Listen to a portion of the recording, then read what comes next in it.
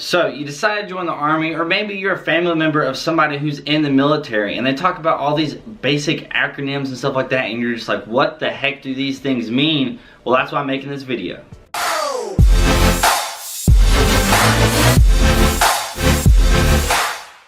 So this video is going to be kind of catered to more of the beginner knowledge people in the military, in the Army in general, or family members of people in the military. Because when you're joining the Army, there's going to be a whole lot of basic acronyms. It's like really basic things that you're going to hear all the time. And at first you're going to be like, what the heck do these things mean? And you know, if you watch my videos, sometimes I might say things. And if you don't watch all of my videos, sometimes I might explain it. And then the next video I talk about it, you don't understand what the heck I'm talking about.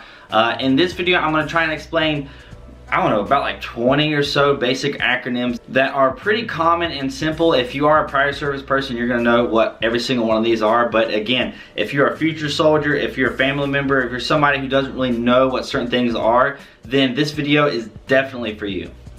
Okay, so I've compiled a list here of a whole bunch of things that I came up with. I don't think you can see that, but I've compiled a list of a whole bunch of things, acronyms that are pretty common that I've talked about that maybe I haven't talked about yet, and then what they are. So the first thing that I want to talk about is SOPs. I may have mentioned this a time or two in past videos, and I probably will in the future as well, but what are SOPs? If we're talking about, you know, you get your unit and you're trying to figure out what the SOPs are and you don't know how to, you know, do certain things, what's the SOP for that? What SOP stands for is Standard Operating Procedures, and that could range from a whole bunch of different areas, right? So when you're in the Army, there's going to be a set structure of way to do things. Whether it's, you know, how your lockers should be made, how you're going to be doing different, you know, formations and stuff like that. Whether you're in a squad, so if you're in your team of people that you're working with on a daily basis, you know, what's the SOP, the Standard Operating Procedure on who is going to do what job. And these are just some things that makes it really simple, and it's really literally just a written out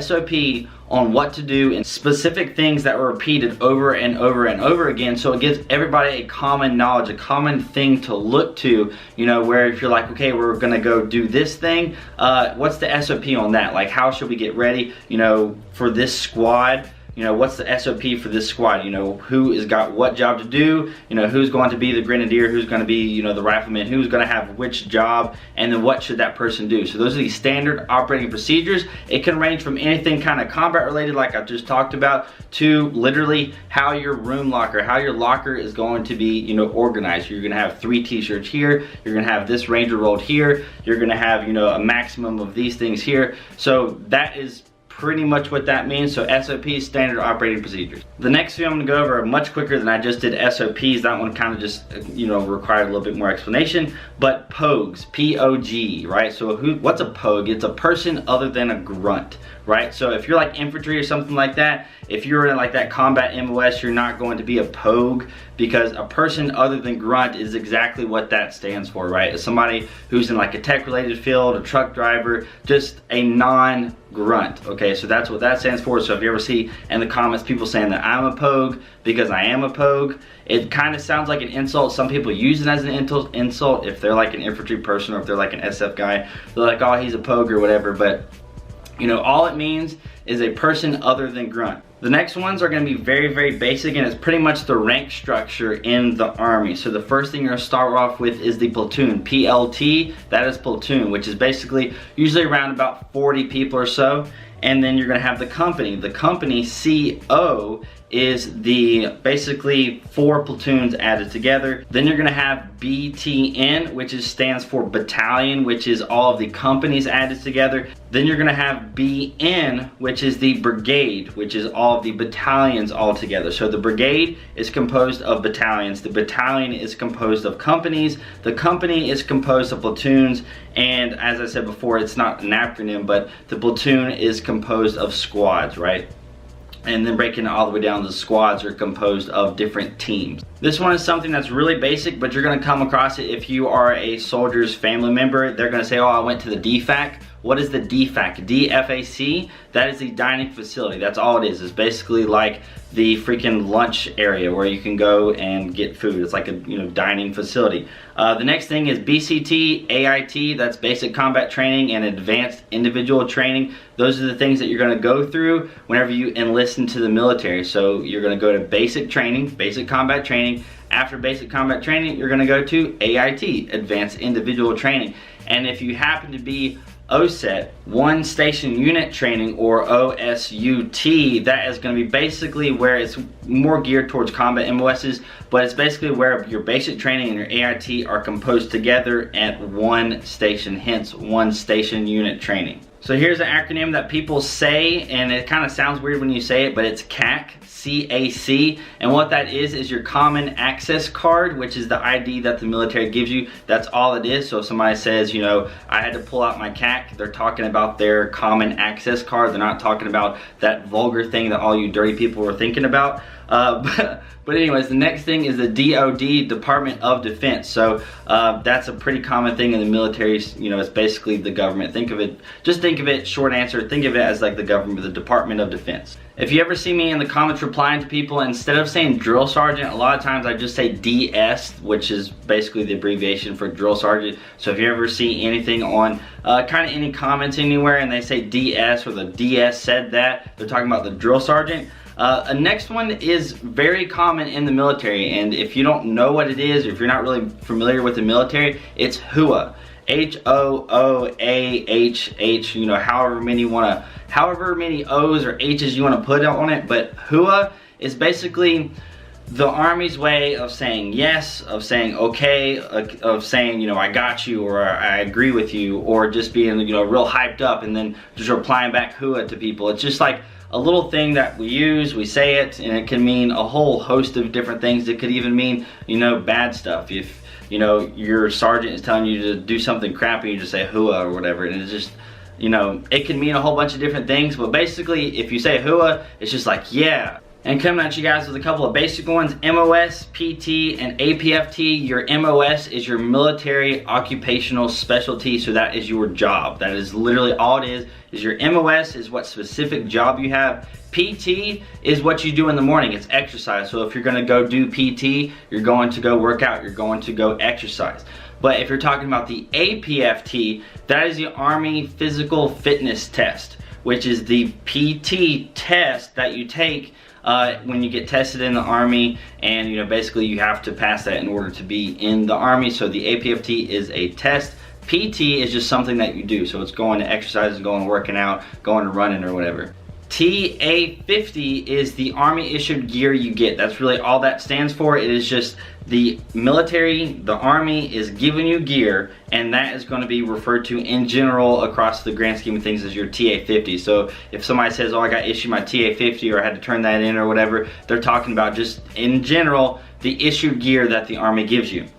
TIS and TIG is time in service and time in grade. The difference between these two is your time in service is literally how long have you been in the military.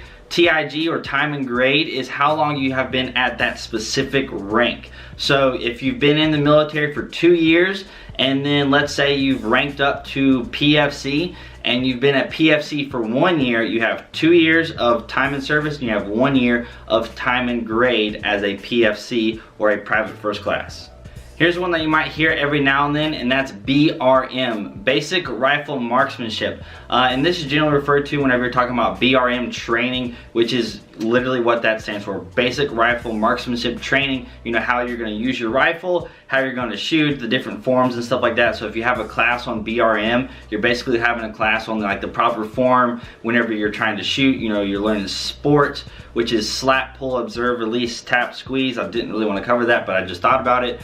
Another pretty good one that a lot of you may not know, especially if you're a beginner, is FOB, F-O-B. If somebody's going out to the FOB, or they're going to go into a FOB, what is that? That is a forward operating base. And it's basically, if you think of somebody being in a deployment, they're in a deployed area where there's going to be potential combat and certain things around, the enemy's over there, and then you have the enemy over here, You have your Alpha Alpha AA, your assembly area, where, you know, it's pretty much a safe area to be at, right? So it's going to be a little bit farther from the action. You're going to have your AA, the safe area. The FOB is going to be a forward operating base, which is closer to the enemy. So the FOB is going to be something that is much closer to the enemy. It's not going to have all the structure and stuff that, you know, the safe areas are going to have. It's not going to have all the structured buildings and stuff like that.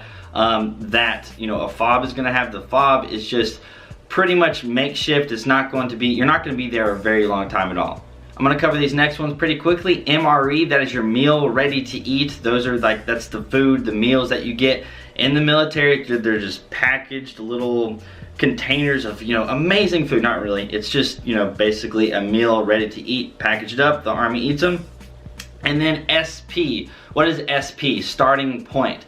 So if you're trying to get to your SP, you're trying to make sure you're at your SP on time, you're talking about the starting point. So let's say you're talking about land navigation. What's the SP? The SP is going to be that coordinate where you're starting at. So that's what that stands for. And PL or PSG. This is something I talk about on a regular basis that people still ask questions about. PL is the platoon leader, platoon sergeant. PSG is the platoon sergeant. The difference between those two is platoon sergeant is enlisted. The PL is an officer, okay? So the platoon sergeant is gonna be really with hands-on with the soldiers, with the platoon. And then the PL is going to be the technical leader of the platoon, and he's going to give the platoon sergeant, you know, the orders, or, you know, the plan for whatever's going to go, whatever's going to happen, and then the platoon sergeant will carry out the orders of the PL. Pretty common one here, OPFOR, OPFOR, that is the opposing force, basically the enemy. So if you hear people talking about the OPFOR, they're talking about the enemy. If you're talking about just a little mission that you're gonna run and you have one group of people playing the OPFOR, they're playing the enemy for whatever training exercise you're gonna be doing. The next thing that I wanna talk about, the last thing that I wanna talk about is TRADOC, TRADOC. This is the, let me just make sure I get this right. This is the U.S. Army Training and Doctrine Command, which is basically what everything that encompasses training in the military falls under. So if you're going to basic training and you're going to AIT, this is all falling under TRADOC. And when you're in TRADOC, when you're under that umbrella of the U.S. Army Training and Doctrine Command or whatever, there's going to be some different rules. So in TRADOC, you're not supposed to get smoked. Like the drill sergeants can't smoke you beyond a certain amount of push-ups. You know, they can only make you do so many things. You have to get so much sleep every night, right? These are all like basic, think of them as little kiddie rules that you have to follow by when you're in TRADOC. And then once you get out of TRADOC, once you actually get to your unit, you're no longer in TRADOC and you can play, you know, by the big boy rules. You can kind of eat whatever you want. You can pretty much go, you know, where you want, off post or whatever. But when you're in TRADOC, the U.S. Army Training and Doctrine Command, that is when you're going to be at basic training in AIT, and it sucks. So there you have it. Those are some of the most common acronyms in the Army, and then kind of a short explanation of what each of them means. This is definitely going to be one of my longer videos, but I didn't want to make a video where I just literally read off, you know, what the abbreviation means without giving you kind of an explanation or a small background story on what it actually means or what the meaning of the word means. If you're new into this whole military Army thing, if you're a future soldier, if you're a family member, I really do hope this helped you out. It's really basic stuff, and those are some of the most common things that you're going to come across. But at the beginning, I know, like, there's just a lot of things for you to understand. There's a lot of things for you to learn. You know, it's like things as simple as PL or BTN, you know, platoon leader, and, you know, battalion, whatever the heck I said. You know, those are really basic things, but if you don't know, then you don't know. So I hope this video helped you guys out, and if you did, you can hit that like button. If you have any comments, questions, or concerns, the comment section is down below. If there's anybody who's prior service in this video or watching this video, you can leave a comment down below of maybe some other acronyms that maybe you think people might want to know that are pretty common as well. So make sure you guys follow me on Instagram and Snapchat. That's it for this video. I hope you guys have a great day, and I'll see you guys later.